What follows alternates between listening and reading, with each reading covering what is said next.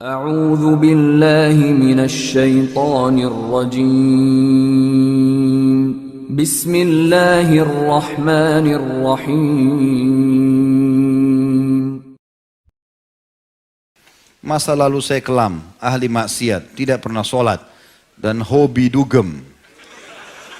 Saya juga mantan pekerja bank. Ingin saya tanyakan, apakah saya harus taubat nasuha atau taubat biasa saja? Tidak ada taubat biasa. Harus nasuha. Bagaimana caranya taubat biasa ini?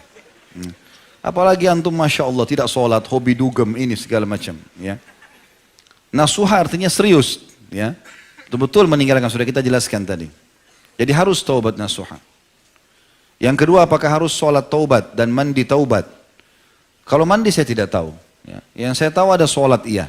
Tapi taubat nasuha syarat tadi sudah disebutkan Syekh Utsaimin rahimahullah 5 hal. Tidak masuk dalamnya sholat. Tapi memang ada hadis yang menjelaskan tidak ada seorang muslim yang berbuat dosa kecil atau besar, kemudian dia berwudu yang sempurna lalu dia sholat 2 rakaat kemudian dia istighfar, kecuali Allah akan ampuni dosanya. Kalau dia ingin sempurnakan dengan itu nggak ada masalah. Tapi tanpa sholat taubat pun insya Allah diterima, asal dia penuhi syarat-syarat tadi. Apakah taubat saya diterima mengingat dosa saya sangat banyak? Saya takut sekali Ustaz. Ya, diterima. Tadi sudah kita bacakan dalilnya. Semua dalilnya jelas tadi. Ayat-ayat Al-Quran. Terutama tadi surah Az-Zumar. Ya, ayat 53 tadi ya. Surah nomor 39. Itu jelas sekali. Orang yang melampaui batas, katakan pada hamba yang melampaui batas, maka jangan mereka putus asa dari rahmat Allah. Allah mengampuni semua dosa-dosa. Allah Maha Pengampun dan Maha Pengasih. Tapi yang nasuha itu teman-teman, kalau dia sudah taubat, dia nggak mau kembali lagi, Mang. Udah nggak akan mau kembali. Terus dia berusaha mempertahankan istiqomahnya. Dan teman-teman harus tahu ya, kalau ada yang mengatakan Ustaz setelah taubat kok kayak susah hidup saya, itu prosesinya. Proses, antum sekarang bermaksiat kepada Allah 20 tahun. Lalu kemudian antum taubat, sehari terus tiba-tiba jadi baik semuanya. Enggak, dibersihkan dosa antum, ada proses pembersihannya. Antum lalui suka dukanya. Kadang-kadang orang kalau dia ikhlas, Allah kasih dia sebulan, 2 bulan, 1 tahun. Kemudian baru menjadi baik keadaannya, wajar. Itu proses, nikmati prosesnya. Gitu kan? Sama orang lagi berobat, dosisnya. Insya Allah setelah dosis obatnya habis, dia akan sembuh gitu ya.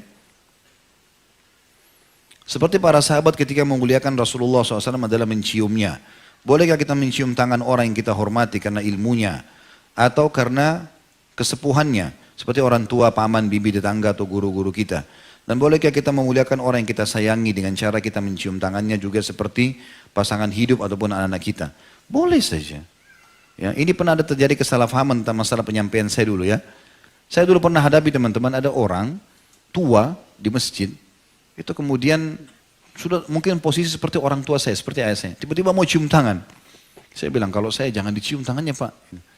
Makanya di penyampaian saya di YouTube itu pernah saya bilang, kalau saya jangan dicium. Ya. Saya tidak merasa saya berhak untuk itu. Tetapi kalau saya kepada ayah saya, ya, atau kita istri mungkin pada suaminya, atau mungkin orang tua bercanda sama anaknya masih kecil, itu nggak ada larangan masalah. Atau gurunya mungkin ya, kalau memang dianggap itu sesuatu yang layak, insya Allah tidak ada masalah. Allahu a'lam. Tolong doakan kami Ustaz, agar kami setiap mengikuti kajian Pak Ustaz dapat ilmu dan akhlak yang baik, agar kami bisa mengajak saudara kami yang belum mengenal sunnah. Insya Allah, mudah-mudahan. Allahumma amin. Yang penting kita ikhlaskan niat ikhwan dan akhwat sekalian. Ya. Dan setiap datang dalam majelis ilmu, tidak usah lihat siapa yang menyampaikan, tapi apa yang disampaikan. Tidak usah pilih orang yang antum belajar, tapi apa yang sedang disampaikan itu. Ilmu benar, sesuai dengan wahyu terima, amalkan. Itu yang penting. Ya. Di sekolah ana, sholat asar dimundurkan menjadi pukul 15:15. Ya, 3:15 kurang lebih. Baru melakukan sholat asar berjamaah karena masih ada jam pelajaran di kelas. Bagaimana hukum menunda sholat karena masih ada pelajaran di kelas Ustaz? Dan di sekolah ana masih ada pelajaran tentang musik dan menggambar makhluk hidup. Bagaimana seharusnya sikap saya Ustaz? Ana masih sekolah 3 SMP. Doakan ana Ustaz agar bisa istiqamah di manhaj salaf hingga akhir hayat.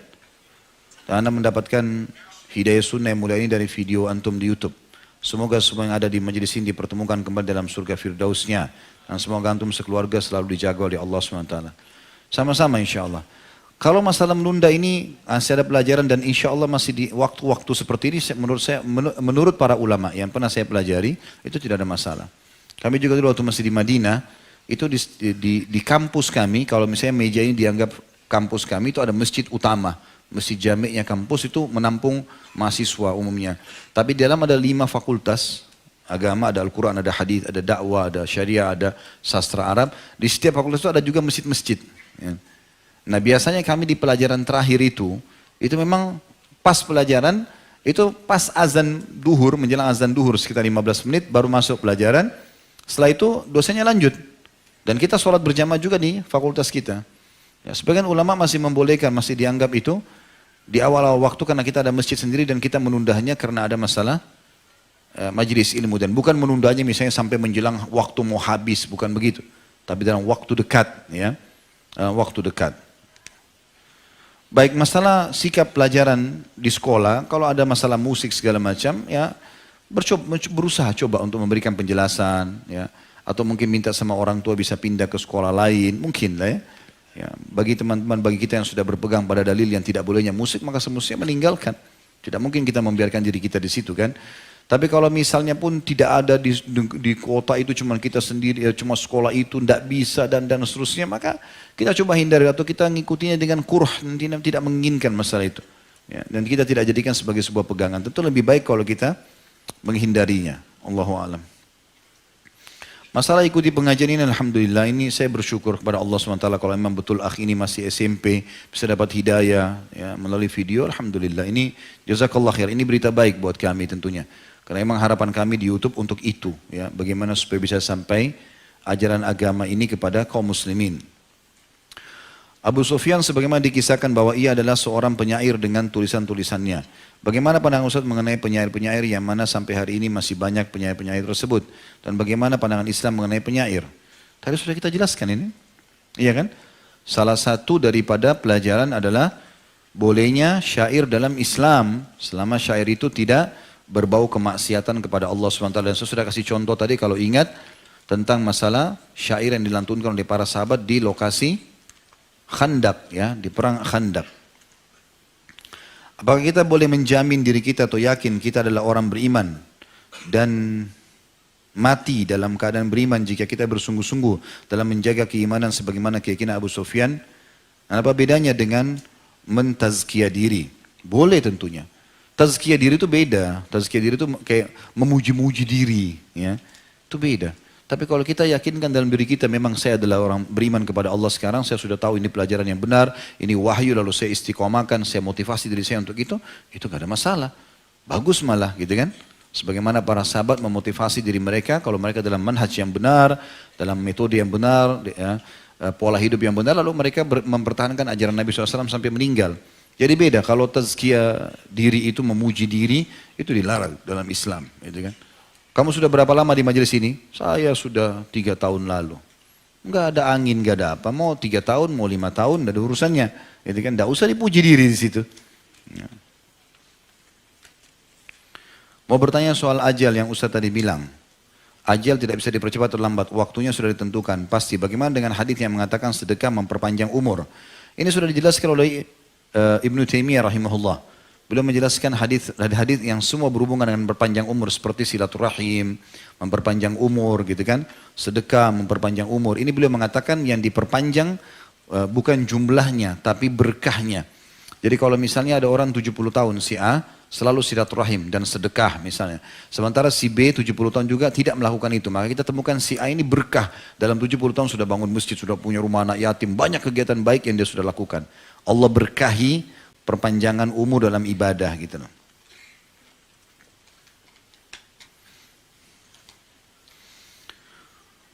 Maaf di luar tema, kenapa harus masuk ini? Baiklah, saya hanya ingin meminta doa dari Ustadz dan jemaah semuanya di sini bahwa saya sedang proses pencarian istri yang soleha. Dan dengannya saya semakin dekat dengan surga Allah. Harapan saya adalah bisa menikah di awal tahun depan. Akan tetapi hubungan saya dan keluarga saya sudah terpecah belah sehingga sulit sekali untuk berbicara pernikahan. Sekarang saya harus berjuang seorang diri untuk mempersiapkan biaya dan lain-lain. Mohon nasihatnya Ustaz. Insya Allah. Mudah-mudahan semua yang bujang yang hadir di tablik akbar ini tidak bujang lagi. Ya. Terakhir tahun ini ya. Waktu antum tinggal 2 bulan berarti. Bagaimana caranya Ustaz? Gampang. Indonesia negara paling gampang menikah. Paling mudah Masya Allah, paling murah seluruh dunia. Perangkat sholat, Al-Quran nikah. Modalnya masuk masjid sholat. Minta sama imam, imam saya mau nikah imam. Dicarikan di kampung nanti. Kalau di kota yang mahal-mahal memang jangan. Cari yang murah-murah, yang bedaknya 20.000. Dia antum bisa hidup. Yang penting status suami kan. Karena nanti orang juga banyak bilang, saya tidak mau nikah sama orang di kampung Ustaz. Mungkin karena beda, orang kota kan sudah tahu dandan segala macam. Kan bisa antum ajarin. Kan bisa belajar gitu kan. Tapi dia Masya Allah tidak ikut pergaulan bebas, tidak segala macam. Maka itu bagus. Kan? Yang penting kalau mau nikah jangan rewel. Tinggi, putih, cantik, pintar. Nanti di surga ada bidadari.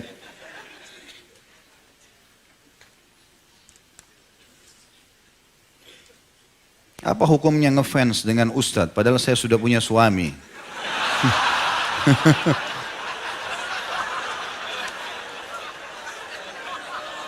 Ini perlu dirincikan, ngefans apa dulu? Kalau yang dimaksud adalah kajiannya, kajian penyampaian ilmunya, nggak ada masalah. Tapi kalau fisiknya jangan. Nggak boleh. Semua muslimah kalau sudah menikah, suamiku adalah rajaku. Sudah selesai. Nggak ada lagi, haram, tidak ada poliandri. Ya. Nggak ada. Hah? Tidak boleh. Ya. Kalau cuma pelajaran yang disampaikan, nggak ada masalah.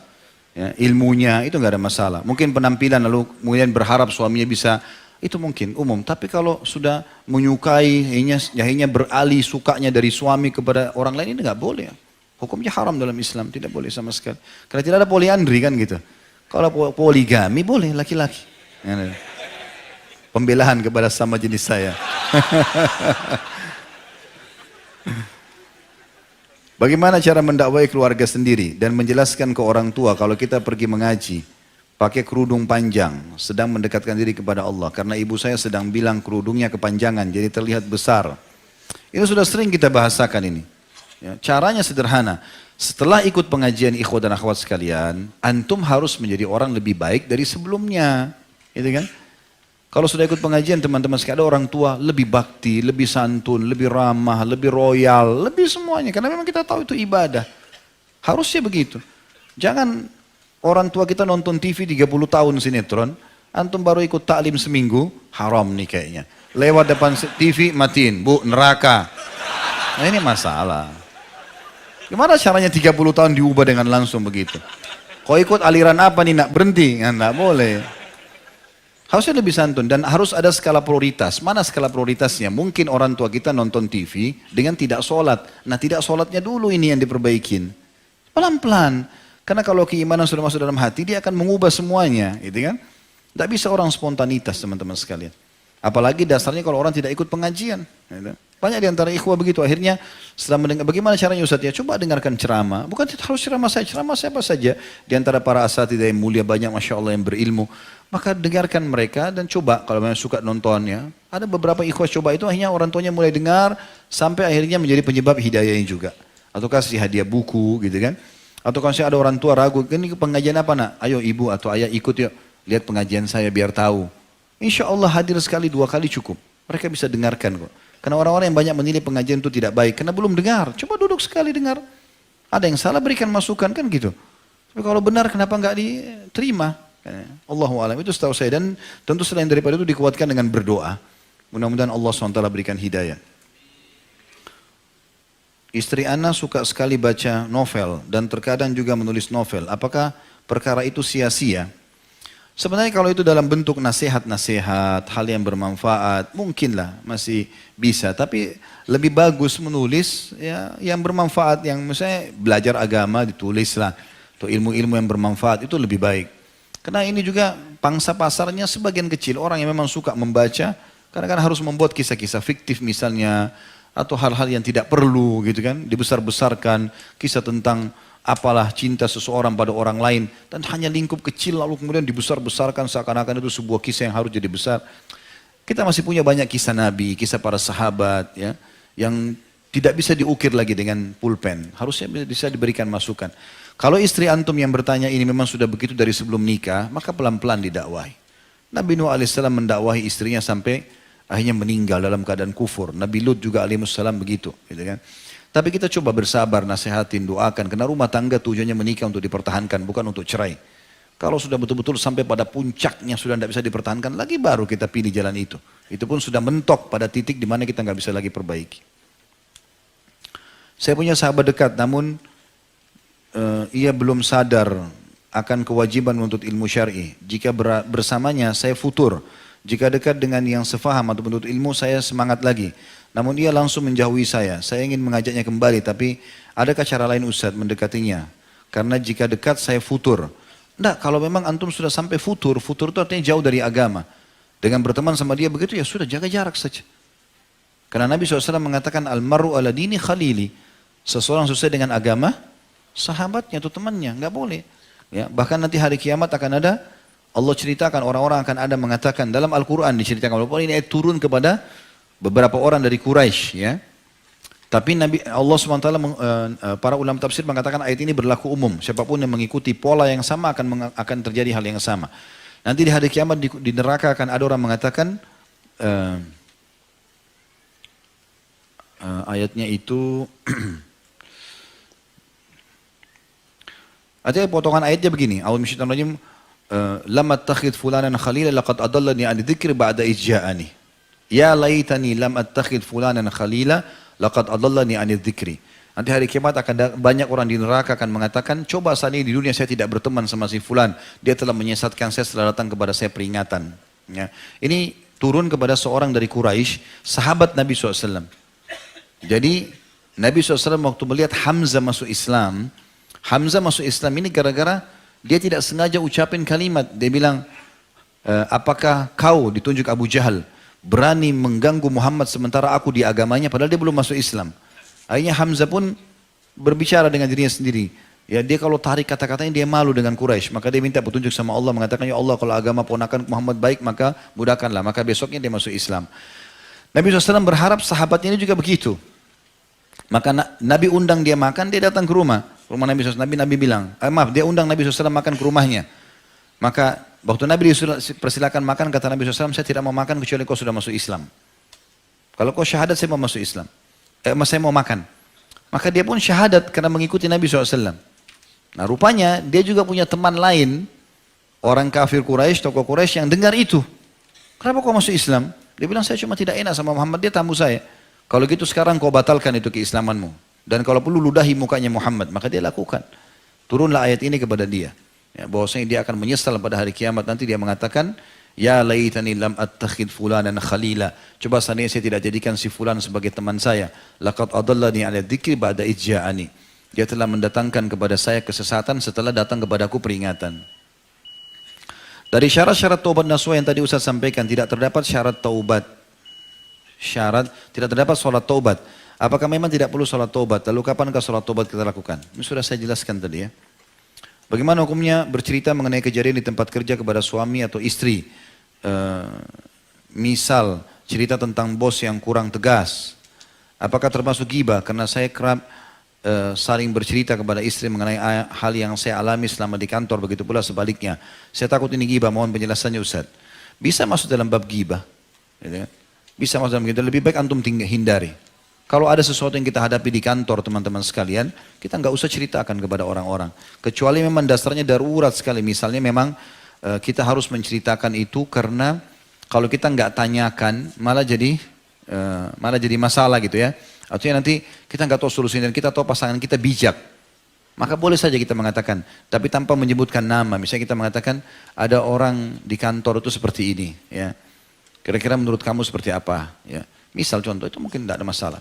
Tapi kalau kita sampai sebutkan nama, kita dengan semangat, kita dengan jengkel, ini malah khawatirnya, ya, nanti malah masuk dalam bab ghibah. Jadi hindari saja, teman-teman sekalian. Dan saya sudah jelaskan tadi cerita Imam Ahmad rahimahullah untuk menasehatin, walaupun atasan kita, orang lebih senior di kantor, datang nasehatin, bilang baik-baik sama dia. Tapi insya Allah itu dengan cara kita sembunyi, ya, kita tidak menasihati di depan orang. Karena para ulama mengatakan siapa menasihati orang lain di depan umum maka dia telah membinasakannya.